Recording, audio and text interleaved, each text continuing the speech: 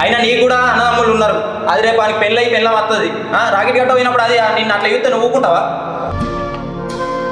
అయినా నీకు మా చెల్లెనంత అర్హతనే లేదే. నువ్వు ఇంట్లో మారాలేకుంటున్నావు అంటే కారణం మా చెల్లెనే. నిన్ను పెళ్లి చేసుకోవడానికి కూడా కారణం మా చెల్లెనే. నువ్వు మంచిదాను అని చెప్తేనే నేను పెళ్లి చేసుకున్నా, లేకపోతే నీ ముఖం కూడా ఇవ్వకపోతుంటే.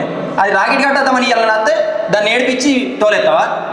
ఆడబిడ్డ కలకల మంచిది కాదే.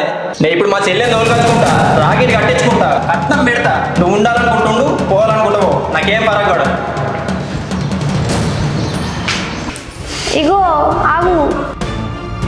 ఏమైంది? నేనేం కావాలని అనలేను మీ చెల్లెని. నువ్వు నన్ను పట్టించుకుంటలేవన్న కోపంతో అన్నా. పోయి తీసుకోరా మీ చెల్లెని, రాఖీ కట్టించుకుందు. ఈ బుద్ధి ఇప్పుడు కాదే, అనకన్నా ముందు ఉండాలా. అయినా చేసేటి అని వేసి ఇప్పుడు తోలుకరప్ప అంటుంది. అది ఏడ్చుకుంటా పోయిందట. అది ఇట్లా రాకపోయిందనుకో నీ సంగతి చెప్తావు.